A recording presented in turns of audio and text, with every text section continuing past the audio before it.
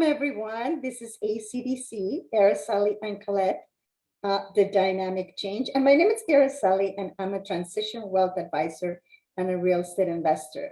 And I'm here with my partner, Colette. Colette, can you introduce yourself and also introduce our star guest? Of course. Hi, everyone. My name is Colette Rabba, and I am a residential real estate broker in the GTA. I love what I do, and Araceli and I love to talk about real estate and investing.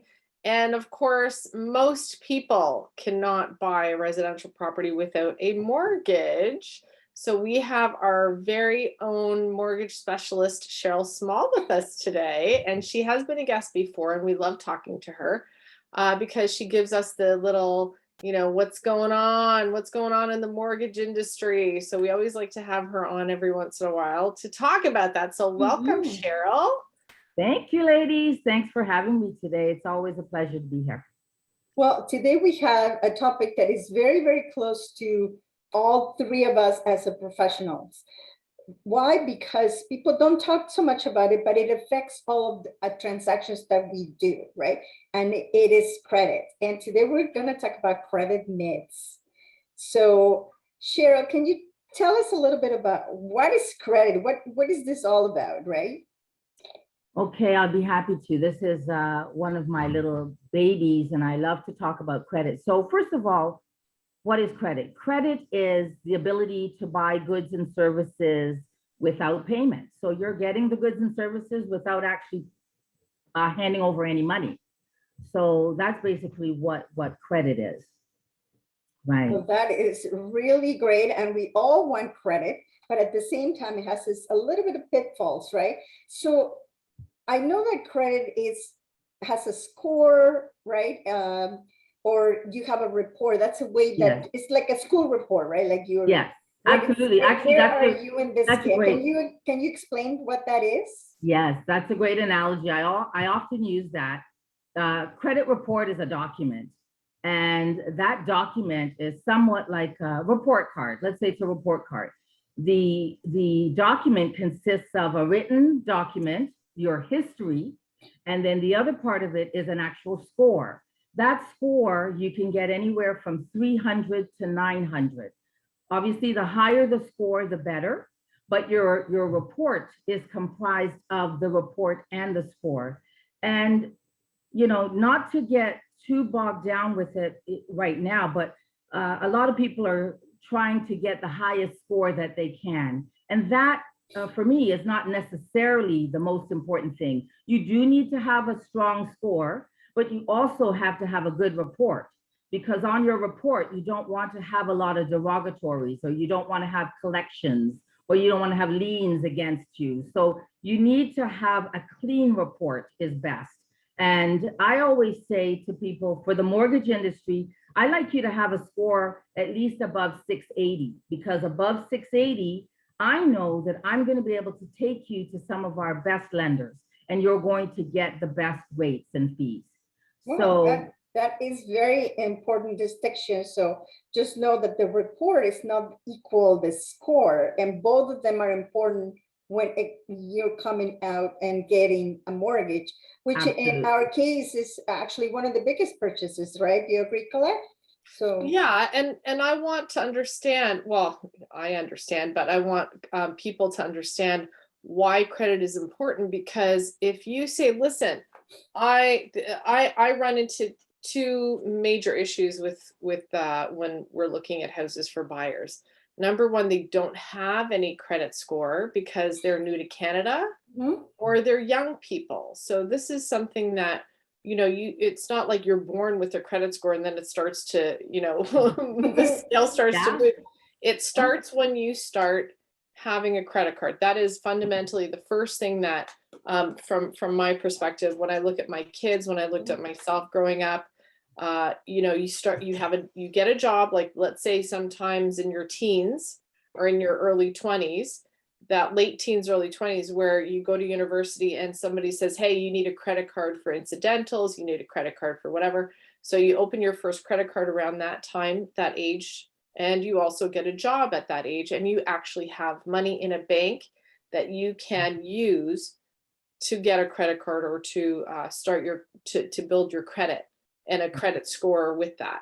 Yeah. So, yeah, so when I look at buyers, as far as I understand, is it true that the better their credit score, the better they are looked at from a lender perspective?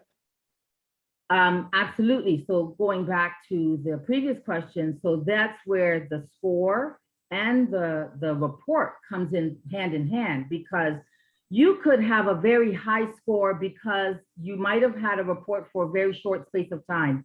And in that time, your report looks glowing. Or it could be that you like you have a great score, but it shows that you have missed multiple payments. You have collections against you, or you have a lien against your property. Those are all things that will sort of bring you down in the eyes of a lender. So why I say, like, the score is not everything, the report is not everything. The two work hand in hand. But when you are looking at a mortgage, I would say if you're looking at a benchmark score, I say if you're over 680, I call it the 680 plus club. If you're in the 680 plus club, then you're going to be able to command the best rates and the best terms, the best rates, the Lenders. best fees, right? Yeah, and the best lenders that want to take you on. That's what people should aim for if they are looking to correct. Yeah, I like that, to call right? it my 680 plus club. So I just kind of made that up, but my 680 plus club. But back to your other question, we sort of jumped over it. You said, why is this important? So I do find a lot of people sometimes they don't have credit. Either they're new to Canada or they've lived in Canada all their life, but they just don't have credit. How this is possible, I don't know. You don't get, you know what, actually I had a client like that. She never had a credit card. She was in her 30s, single woman, never had a credit card, never needed one. She had her debit card, she had cash, never made purchases. Yeah, at this point in time, okay, let me just say one thing. Of course, I've had people argue with me before and say, I don't need credit. I've got all the money I need. And okay, fair enough. That argument might work if you've got copious amounts of money and you don't ever have to go to anyone for anything. Maybe that would work, but how many of us are like that? Not too many of my clients are like that. I work with a lot of people in the alternative space. And so a lot of people are coming to me with bruised credit. And so they have to work their way back up to good credit. But back to why this is important. It's important because every aspect of our financial health depends on credit. So if you want to buy a car, if you want a loan, if you want a mortgage, if you want to rent an apartment, if you want a job at a bank, they want to check your credit. If you want insurance for your car, they want to check your credit. So it covers so much of our life. Even to get a cell phone, you have to get a credit check before they actually give it to you. Yeah, you can't rent a car Exactly. without a credit card. Where are you going? So your whole life depends on credit, unless, as I said, you're independently wealthy and you don't need anything from anybody. And how many of us fit that, that model? Like, not many of us. So yeah, that's right. Well, and the interesting thing too is, people are always saying, oh, credit cards have such a high interest rate. But if you pay it off every month, you have to learn to manage them. You learn how to use it effectively.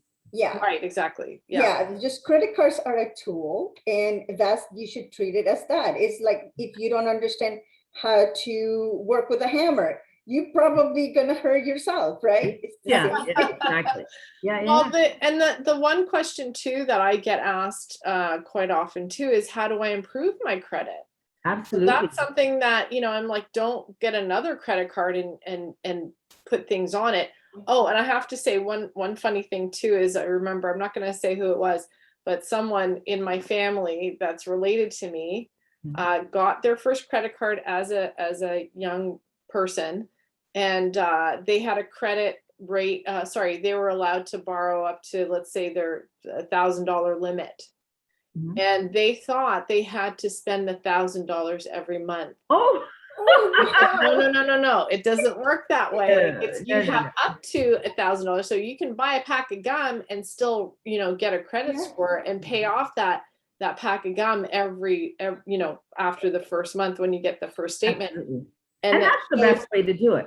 Right. That's And it shows that you're not overspending, but you are using it and you are responsible to pay it off Exactly. monthly. Exactly. That's the So most important when thing. I think you alluded before to getting a card when you're about 18. A lot of people are offered a credit card at that time. Right. But the minute you open up your first credit account, that's when your history starts. From that day, your credit history starts. So a lot of people had credit history starting from back when they were in college or university, because that's a lot of times when a lot of people got their first card, right? Yeah. And you can't outrun your credit history. It will follow you because there's certain markers that they use. You could change your name, you could get married, you could do a name Your change, social whatever you insurance want. number always stays with you. Right, your It's social attached to you. insurance number will always track you, so you can't outrun your debts. They will eventually find you. So when you start at 18, 19, whenever, that's when your history starts. And then every account that you open up from there, that is building your credit history.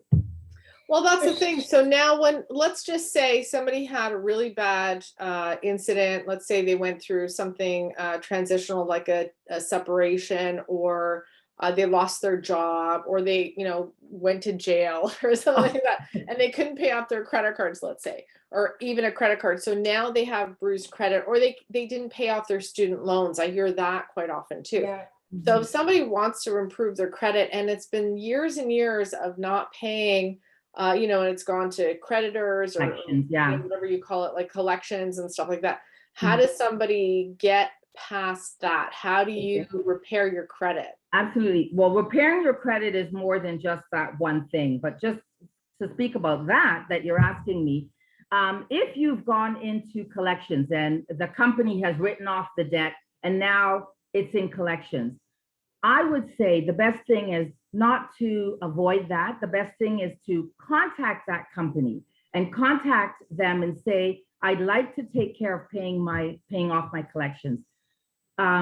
It's a smart thing to see if you can negotiate with them to pay a lower amount.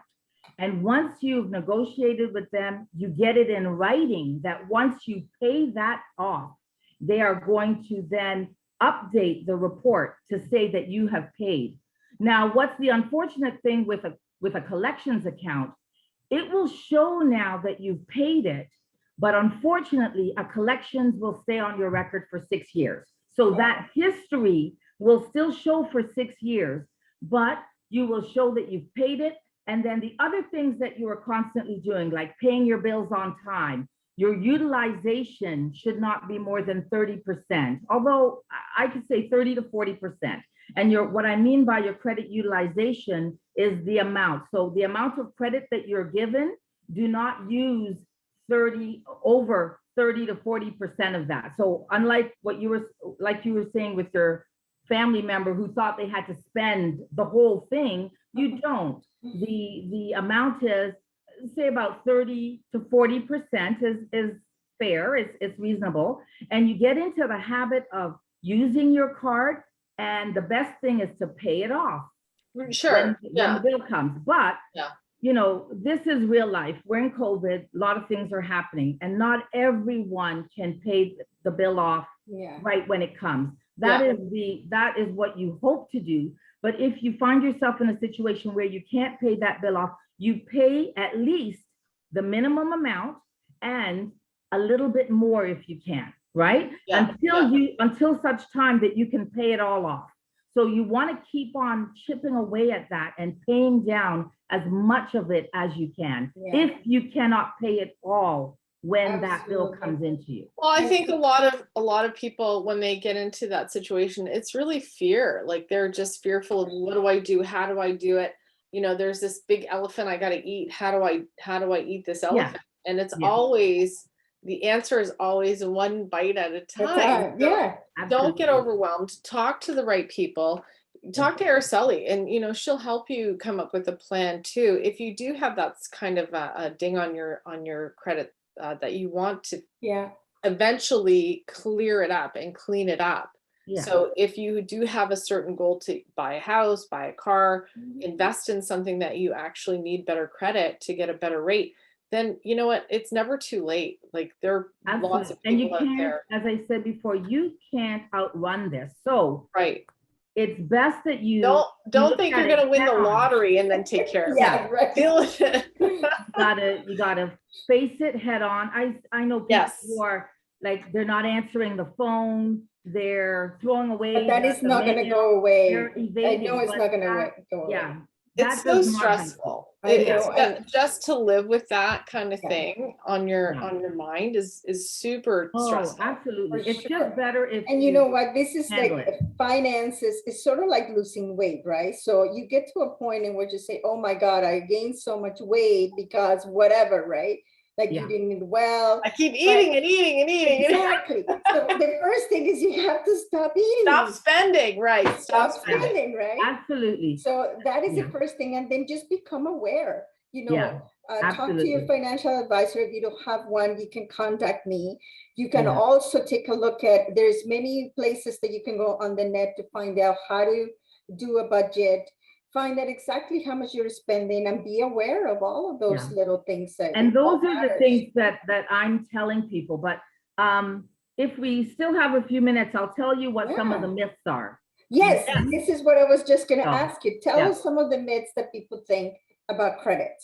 So some people say they haven't checked their credit. They don't know what their credit is. They don't want to know. They are afraid of pulling their credit. So one thing I will tell you, that's a myth.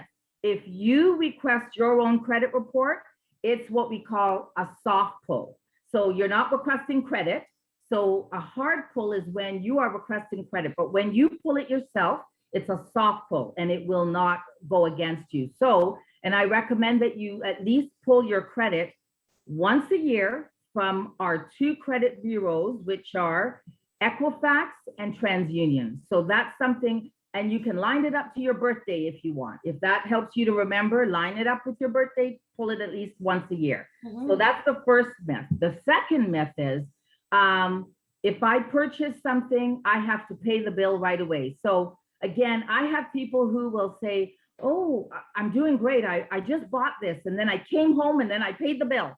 And I said, well, what good's that? That you're not creating a history. You have to give it time to create that history.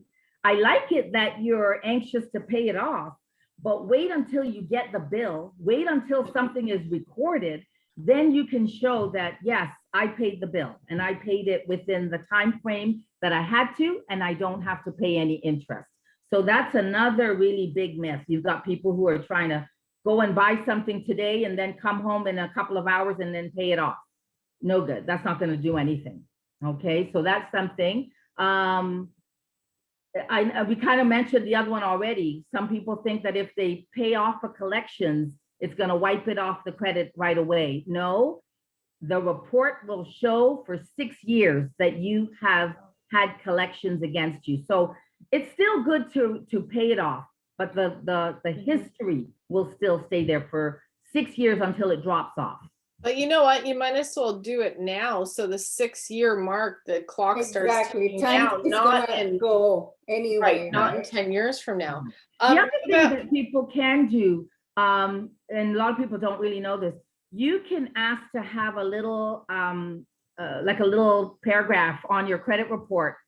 I don't know that it will help for all cases, but if you had a situation in your life and you felt that there was a really good reason and you wanted to put that there so that the creditors can see that, okay, maybe I was very sick, I was in the hospital, things fell by the wayside, you may want to put a little paragraph in there.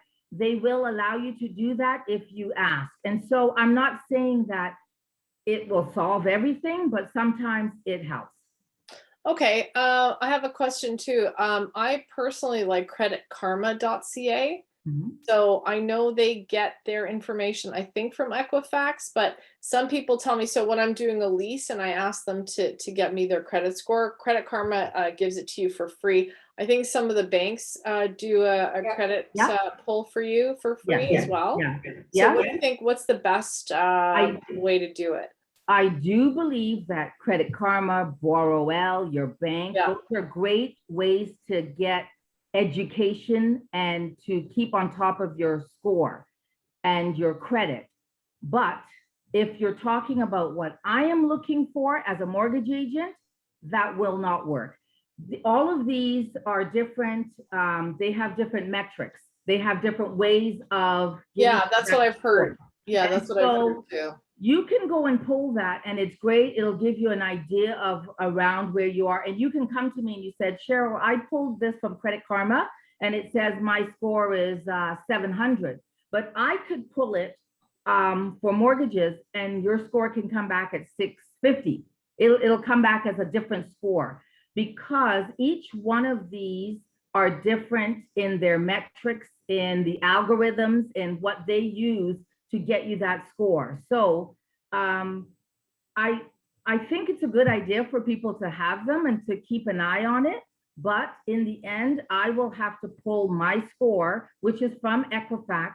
Equifax is the holy grail. That's the most reliable. Equifax is the holy grail for the mortgage industry when we are looking at your credit. But the others are good for education to keep you up to date on what's going on with your credit. And you can use it as a marker, right? Because if you see that your credit is 650 in Credit Karma, then you say, oh, maybe I should look into it and see if there's anything there, right? Absolutely. And you can go. I have another question too. Yeah. How often does your credit score actually fluctuate? Do they look at it fluctuating daily? It's actually fluctuating daily because you've got your creditors are sending in information all the time. It's like, whenever they get it, they're updating your information, and that could be daily, but they may report it on the report. They may do that once a month, like you might see that, or they may do it once every couple weeks, or so it's different all the time. But it won't fluctuate crazy. It's not going to fluctuate. No, you're not going to go from 680 to 800. No, absolutely not. It takes time to get poor credit, and it takes time to build up to good credit. I don't care what anybody says. Somebody could say to you, pay me X amount of dollars and I will fix this for you on your credit. That's garbage. I believe in showing you how to work on repairing your credit yourself, teaching you the things that you need to do, and it's going to take time. It's going to take the time it took you to get your credit in poor shape. It's going to take you equally as much time to work on it diligently, step by step, to repair it. Very much like losing weight. That's what I was going to say. If it took you, 10 nobody can promise 100 pounds. Exactly. And you're not going to lose it like this, right? Yeah, Everybody wants that, but it's not. So when I'm working with my clients, I'm always, I look at their score, and oftentimes it's in the 500s or something. We'll start to look at, I'll look at the report. I'll look at what's going on. I'll look at how they're paying, their history, all of that.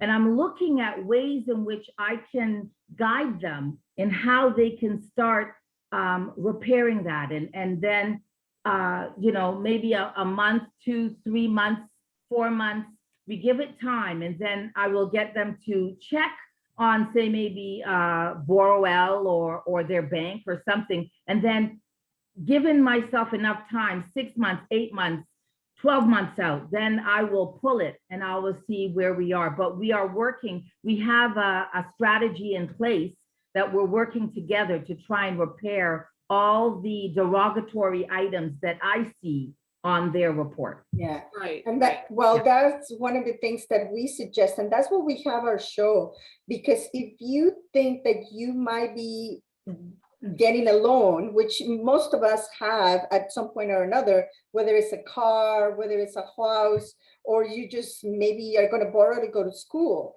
then you have to be diligent about looking at your credit all the time. Obviously, you have to maybe engage a financial advisor to guide you to what you want to do, how much you're going to put away. But always it's a good idea to pull the report. And if there's something that you don't recognize, fix it as soon as possible, because it's not instant that you fix it and then your credit goes up, right? Well, but that's also a good point too, because sometimes what they see on credit, you talk to someone or you can see it yourself and you think, oh, what is this charge for? And it wasn't paid. This could be that's not even you. That could be something that they can go into and resolve too, and really improve your credit score. Yeah. So that's an important point. That's a great point, Colette, because on the credit report, you will not believe how many sort of wrong information that's on there. Right. So when we are pulling that report, we're looking at everything. We're looking at phone numbers. We're looking at personal information. We're looking at where you work. We're looking at all of these things. And anything that's not right, we have to repair that. We have to fix it. We have to look at that. You do have to check. Right. And only you can do it. Like, what you've spent. Yeah, nobody can repair that for you. So don't be afraid. You have to be on that. And that's what I tell people. You can't be afraid of this. You have to look at it head on, especially if I'm helping you get in a position to buy a house. If we're going to start a year out, then we need to know what we're tackling. We need to know what we're working on, and we work on it together, right? Well, that's the thing. And we don't know, even though, whatever, let's say somebody went through a separation or a divorce, and we are tied to our spouse's credit because we have joint accounts. So, this is the thing too about, maybe you want to talk about that too, if we have another few minutes, about how once you say, okay, we're getting separated, you have to sever those credit cards, because the person who is on that credit card, how does it look on their credit report? Is it the primary holder that is responsible for that credit card, or are you both equally responsible? If you are both, well, it depends. If you got that card together and you're equally responsible, that will carry with you, right? No matter what. But then it'll ding both of your credit, not just the primary holder. I have couples, and I will pull their credit reports individually, and I will see the same, like a credit card, I will see it listed on both. Right. They're both responsible for that. Right. But that's the trick. So what I'm trying to get at is, when you get separated and one of the parties is not very happy and they think, okay, I'm going to bruise your credit. I'm going to take our joint credit cards and go nuts and spend like there's no tomorrow.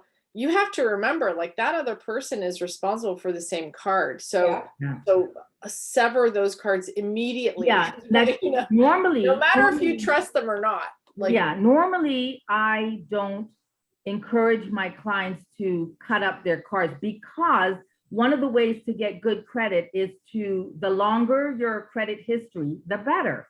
No, I'm not saying that. No, but just to get. No, but I'm saying, in the case of what you're saying, sometimes I believe you have no choice but to end that.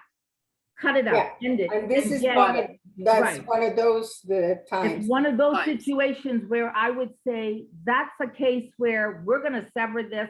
We're going to pay this off. We are severing ties, and then we will get our own credit, credit card. Right. So that is one case where I do believe you have to sever ties and end that, because that is a joint account. And until it's paid off, and if one person is still racking up the bills and the other one isn't, we have to stop it so that no one can do that. Still responsible to pay it off. As long as that card is still open, and you have a card that to go and do purchases, right? Exactly. So that you have to be very, very careful. I'd want to end that. And so that is one of my last myth that I wanted to talk about was, some people are thinking, I don't need to worry about credit. I'm only 18. Well, the minute, again, 18 years old, when you get your first credit card, your credit report starts. It starts from there. So I know a lot of people think, oh, I'm young. I'm not buying a house yet. I'm not married yet. The minute you get that first credit card, your report starts. So it's never too early. It's never Yeah. too soon. That's when it starts. So Yeah. And you never know when you're going to need it. Like this is I the thing. know. Even if you want to, as a young person, if you want to not buy a car or a house, like something big, but even if you want to buy whatever, a laptop or something that is, you know, over $1,000. Even getting a cell phone. I'm Right. telling you. Yeah. Do You it need through a it. credit card because Who you get doesn't have a cell points. phone, right? Oh my gosh, credit cards these days are wonderful. Even though, like, you know, you still have there's lots of free credit cards. There's ones that give you points, not just travel points, but actual, you know, Yeah. cash So, back. yeah. So You have to be careful though. I think, of course. as Araceli would echo, credit cards aren't bad. People want to say that credit is bad. Credit is not bad if used responsibly. Right. Credit has to be used responsibly.